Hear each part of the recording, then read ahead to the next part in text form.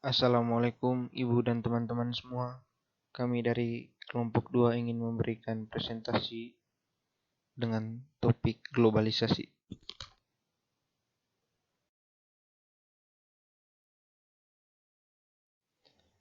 Selanjutnya kita akan masuk ke poin yang pertama, yakni pengertian globalisasi. Konsep globalisasi dapat dengan mudah dipahami melalui pemenggalan kata global dan sasi. Kata global merujuk pada lintas batas dan kata sasi merujuk pada perubahan atau proses menjadi. Untuk mempermudah mengingat, globalisasi dapat diartikan secara singkat sebagai proses perubahan sosial pada skala lintas batas. Globalisasi mengacu pada suatu kondisi perubahan sosial di mana negara, wilayah, dan masyarakat saling terkoneksi satu sama lain, baik itu dalam bidang ekonomi, politik, serta sosial budaya. Globalisasi merupakan suatu fase perubahan yang dialami oleh masyarakat di berbagai penjuru dunia. Ciri khas dari era globalisasi yaitu semakin kaburnya batas-batas geografis antar negara. Pertukaran informasi serta arus barang maupun jasa tidak lagi hanya dilakukan dalam cakupan negara, namun juga merambah lintas negara.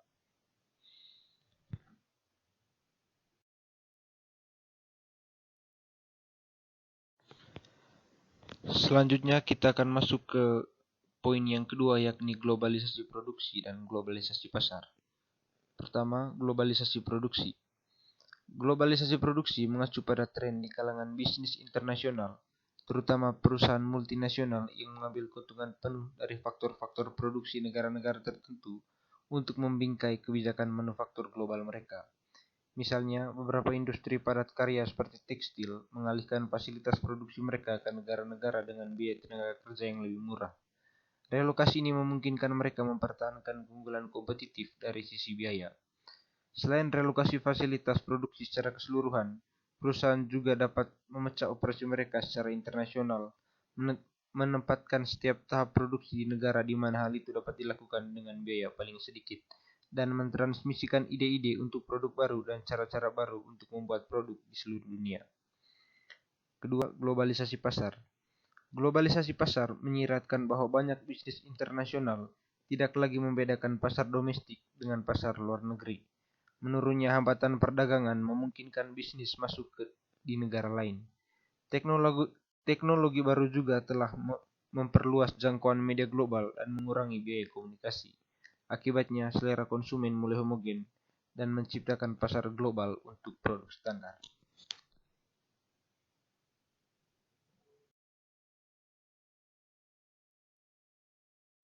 Berikutnya kita akan masuk ke poin yang ketiga, yakni perubahan demografi ekonomi dunia. Demografi merupakan istilah yang berasal dari dua kata Yunani, yaitu demos yang berarti rakyat atau penduduk dan grapein yang berarti menggambar atau menulis. Maka demografi dapat diartikan sebagai tulisan atau gambaran tentang penduduk, terutama tentang kelahiran, perkawinan, kematian, dan migrasi. Demografi meliputi studi ilmiah tentang jumlah, persebaran geografis, komposisi penduduk, serta bagaimana faktor-faktor ini berubah dari waktu ke waktu. Salah satu perubahan besar yang disebabkan oleh globalisasi adalah migrasi. Migrasi dapat didefinisikan sebagai pergerakan individu dan kelompok orang dari negara asal mereka atau tempat kelahiran ke lokasi geografis lainnya. Definisi lain dari migrasi dikaitkan dengan gerakan seluruh dunia dari perdesaan ke perkotaan. Gerakan semacam ini sudah ada dalam sejarah, seperti pada awal abad ke-16 ketika jutaan warga Eropa mulai bermigrasi ke belahan bumi barat. Imigrasi dapat mengakibatkan terciptanya kelas multikultural yang ditandai dengan keragaman etnis, tradisi, agama, bahasa, dan budaya. Perubahan demografi menyebabkan adanya perbedaan jumlah penduduk usia produktif dengan jumlah penduduk usia non-produktif di suatu tempat di dunia. Hubungannya adalah penduduk usia produktif akan mendorong permintaan tenaga kerja yang produktif. Peningkatan kualitas hidup meningkatkan tabungan dan investasi yang pada akhirnya memacu pertumbuhan ekonomi.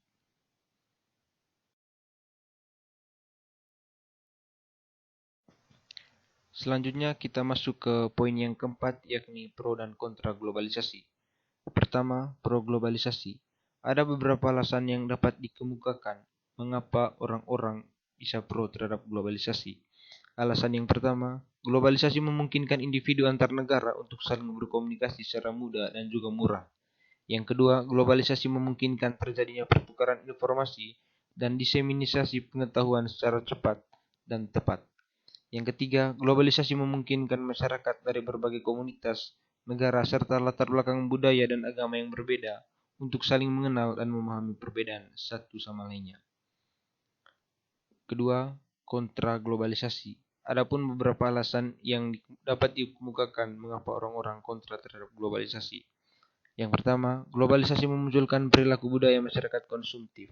Sebagai contoh, kemudahan untuk mengakses media massa serta kehadiran media sosial mendorong individu untuk terus membeli barang-barang terkini sebagaimana tren yang berkembang. Kedua, globalisasi membawa pengaruh pada bahasa dan kebudayaan lokal. Dalam hal ini, bahasa Inggris yang dikenal dengan bahasa internasional memiliki kemungkinan untuk mengikis bahkan menghilangkan bahasa-bahasa lokal. Ketiga, globalisasi memiliki kemungkinan untuk menghilangkan tradisi, kebiasaan, dan adat istiadat masyarakat.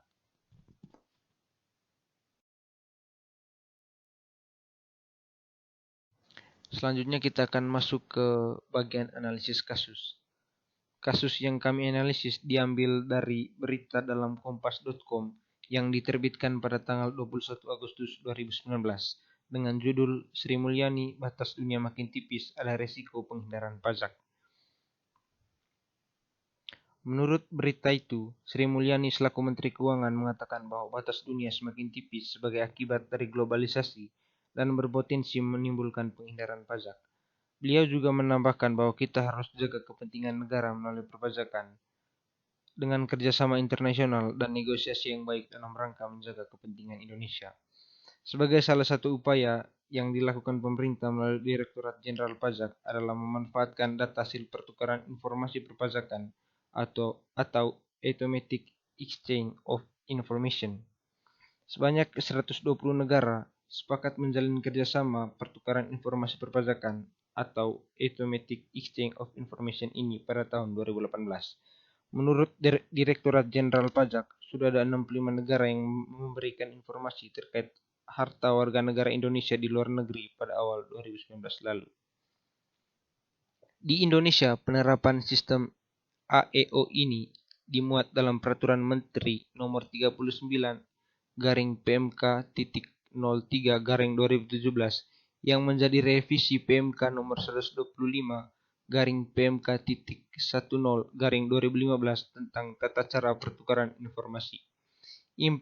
Implementasi Automatic Exchange of Information di Indonesia akan seperti di negara-negara lain, di mana semua negara yang tergabung dalam AEO ini akan mengirimkan dan menerima informasi awal setiap tahunnya tanpa harus mengajukan permintaan khusus.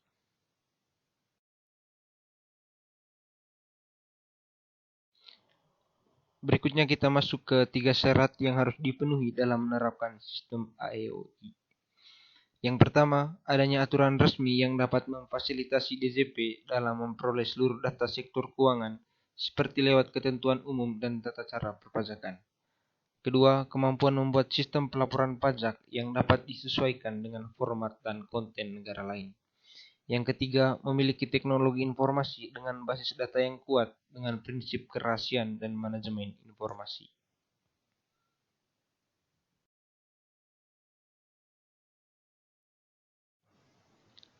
Berikutnya kita akan masuk ke manfaat AEOI untuk mengatasi masalah pajak. Yang pertama, sebagai langkah strategis untuk memperbaiki sistem pengelolaan informasi keuangan di Indonesia.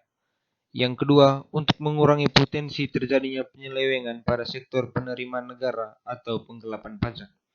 Yang ketiga, pengusaha atau wajib pajak badan tidak bisa lagi menyembunyikan harta, aset keuangan, atau penghasilannya di luar negeri karena tetap dapat dilacak sistem AEOI. Dengan begitu, tidak ada lagi yang menghindar dari kewajiban perpajakannya. Yang keempat, mewujudkan target pajak yang diinginkan pemerintah dan meningkatkan performa pemungutan pajak secara internasional. Dari beberapa manfaat tersebut, dapat kita lihat bahwa AEOI mempunyai manfaat untuk memantau informasi perusahaan multinasional yang semakin marak karena terjadinya globalisasi.